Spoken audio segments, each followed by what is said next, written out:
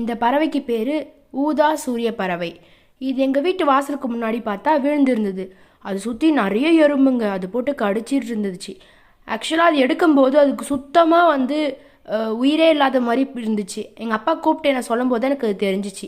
அதுக்கப்புறம் அதை எடுத்துகிட்டு போயிட்டு அது நிறைய எறும்பை ஒன்று ஒன்றா எடுத்து அங்கங்கே க்ளீன் பண்ணி அதை எடுத்துகிட்டு போய் வீட்டுக்குள்ளே வச்சேன். ஏன்னா அது சுத்தமாக அது அசைவே இல்லை உடம்புல. அதனால் பார்த்துக்கிட்டே இருந்தோம் அதை.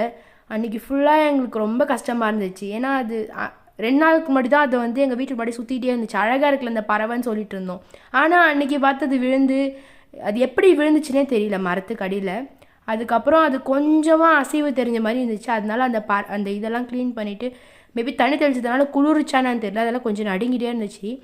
அதுக்கப்புறம் எல்லா எறும்பெல்லாம் க்ளீன் பண்ணதுக்கப்புறம் கொஞ்ச நேரம் அப்படியே உட்கார வச்சுருந்தோம். பட் அது நடக்கவே இல்லை, ஒரே இடத்துல உட்காந்துட்டே இருந்துச்சு. அன்றைக்கி ஃபுல்லாக நான் அதை கையில் வச்சுட்டு மூவ் பண்ணுமானா ட்ரை பண்ணேன். பட் அது கொஞ்சம் கூட நகரலை, அப்படியே இருந்துகிட்டே இருந்துச்சு. அது பறக்கவே பறக்காத அப்படின்னு நான் அப்பாட்ட கேட்டேன். நான் அதோட பேரை போட்டு பார்க்கும்போது தான் எனக்கு கூகுள் ஸ்கேனில் பண்ணும்போது தெரிஞ்சிச்சு அது பேர் பர்பிள் சன்பேர்ட் அப்படின்னு, அதாவது ஊதா சூரிய பறவை.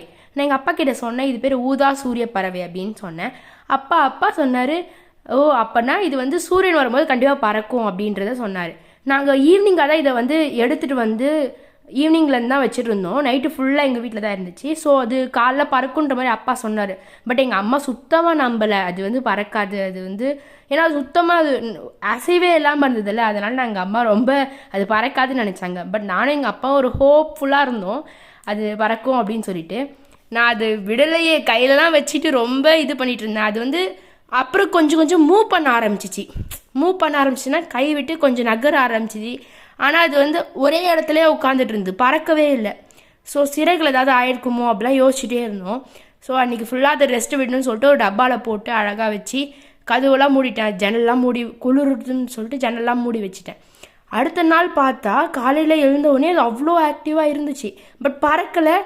நாங்கள் கிட்ட போனால் எங்களை பார்த்து பயந்து ஜன்னல் கிட்ட பறக்குது. சரி இது பறக்க ஆக்டிவாகிடுச்சு அப்படின்னு சொல்லிட்டு நானும் அது கையில் பத்திரமா பிடிச்சிட்டு போயிட்டு அப்படியே கழுகை திறந்தேன் பாருங்க, செம்ம ஸ்பீடாக பறந்துச்சு. செம்ம ஹாப்பியாகிடுச்சு. நாங்கள் ஆக்சுவலாக இது நினைக்கல ஒரு நாளில் இவ்வளோ சீக்கிரமாக அது ரெக்கவர் ஆகிடும் அப்படின்றது. எங்கள் அப்பா சொன்னது உண்மையாயிடுச்சு. அது சூரியன் வந்த உடனே கிளம்பி பறந்துச்சு. எங்களுக்கு ரொம்ப ஹாப்பியாகிடுச்சு. இது ஒரு பெரிய விஷயம் பண்ண மாதிரி ஒரு ஃபீல் வந்துச்சு எனக்கு.